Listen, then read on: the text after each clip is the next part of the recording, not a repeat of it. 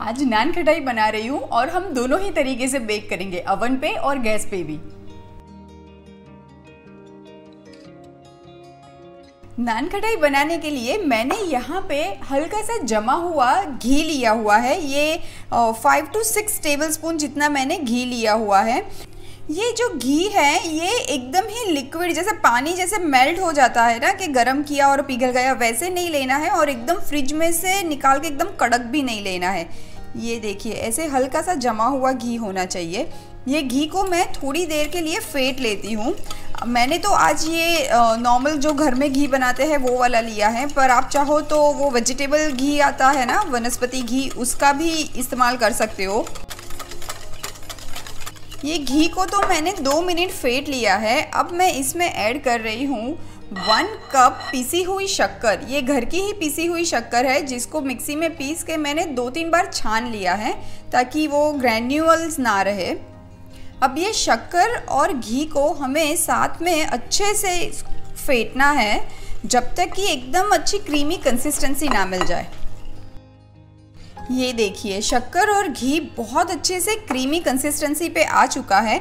ये टाइम पे ये जो हैंड विस्कर हैं ये मैं हटा देती हूँ। एक्चुअली ये क्रीमिंग वाली प्रोसेस आप इलेक्ट्रिक बीटर से भी कर सकते हो, बहुत कम टाइम में काम बन जाएगा आपका। अब यही टाइम पे मैं ऐड कर देती हूँ 1 चुटकी जितना नमक। नमक हर मीठी चीज़ में बहुत ज़रूरी होता है, वो स्वीटनेस को एनहांस करता है। अब मैं ऐड कर रही हूँ मैदा। ये मैंने 3/4 कप मैदा लिया हुआ है। आप चाहो तो आटे का भी इस्तेमाल कर सकते हो, बस कलर एंड टेक्सचर में थोड़ा सा फ़र्क आएगा। ये 1/2 कप जितना ही मैंने बेसन लिया हुआ है। नान खटाई में बेसन का स्वाद बहुत ही अच्छा लगता है और नान खटाई में जो बहुत अच्छे से ऊपर क्रैक आती है ना और खस्तापन एक हल्का सा होता है ऊपर की तरफ, वो आएगा सूजी से। तो मैंने ये 3 टेबलस्पून सूजी ली हुई है। अब ऐड कर देते हैं 3 से 4 इलायची का पाउडर और मैं ऐड कर रही हूँ 1/4 टीस्पून जितना बेकिंग सोडा एंड 1/4 टीस्पून जितना बेकिंग पाउडर।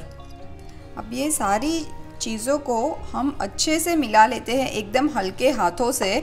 अभी मैं इसमें सीधा हाथ डाल के फिर आटा नहीं बनाऊंगी, पहले हम एक चम्मच से ही सारी चीज़ों को मिक्स करेंगे।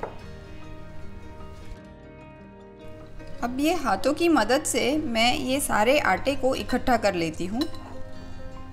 अभी ये डो को मैं 10 मिनट के लिए फ्रिज में रख दूँगी ताकि घी वापस से थोड़ा सा जम जाए। ये स्टेप करने से जो नान खटाई होती है वो बहुत ही अच्छी खस्ता बनती है। अब देखिए ये डो को तो मैंने 10 मिनट फ्रिज में सेट करने के लिए रख दिया था। अब ये परफेक्टली सेट हो चुका है। अब इसमें से हम नान खटाई बनाने की शुरुआत करते हैं। तो हम पहले ये डो में से एक पोर्शन काट लेंगे। बस इसी हिसाब से मैं सारी नान खटाई बनाऊंगी।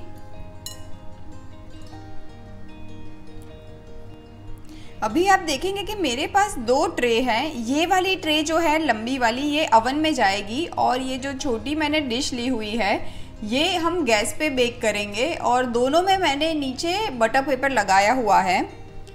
और सबसे पहले मैं नान खटाई ये प्लेट में रख देती हूँ गैस में जो बेक करेंगे। ये नान खटाई के जो पेड़े हैं ये थोड़े से डिस्टेंस में रखेंगे क्योंकि ये थोड़े से फैलते भी हैं।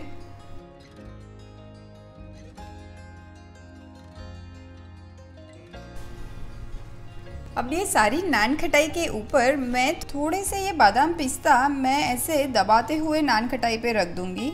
नान खटाई का जो टेक्सचर होता है वो हमेशा नॉर्मल बिस्किट से अलग होता है। वो थोड़ी सी ऊपर क्रैक्स आए, वही नान खटाई की ब्यूटी होती है। तो बस हमें एग्जैक्टली वही टेक्सचर चाहिए।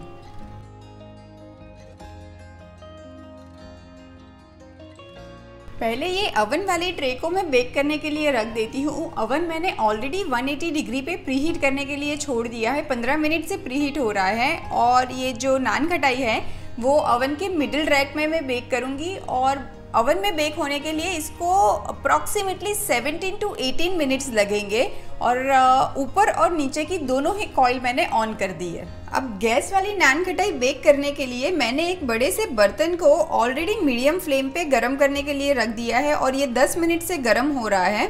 अब मैं फ्लेम को एकदम स्लो कर दूंगी और ये जो ट्रे है ये हमने स्टैंड रखा है उस पे हम रख देंगे और ये ढक्कन लगा देंगे और ये नान खटाई को बेक होने के लिए आराम से 25 मिनट लगेंगे।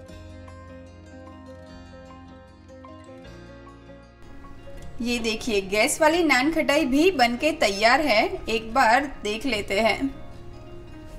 अभी तुरंत ही नान खटाई को आप उठाने की कोशिश मत करिएगा क्योंकि ये बहुत ही ज़्यादा सॉफ्ट होती है। इसको आप प्लेट को बाहर निकाल के थोड़ी देर के लिए बस छोड़ दीजिए और जब ये नान खटाई ठंडी हो जाए तब जाके हम इसको प्लेट में से निकालेंगे। लीजिए ओवन वाली नान खटाई तो रेडी है बेक होके। गैस पे बेक होने के लिए 5-10 मिनट और लगती है और कलर में भी थोड़ा सा फर्क आएगा। ऊपर जो कलर आना चाहिए वैसे नहीं आता है गैस पे, जबकि जो ओवन वाली होती है उस पे बहुत अच्छे से कलर आता है। नान खटाई को ट्रे में ही थोड़ी देर के लिए आप ठंडा होने के लिए छोड़ दीजिए, फिर ट्रे से उठाइएगा, वरना ये बहुत डेलिकेट होती है, टूट ही जाएगी।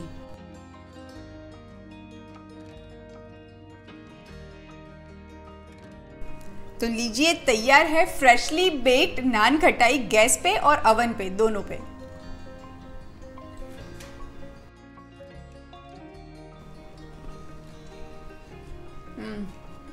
Yummy to some another level, मजेदार।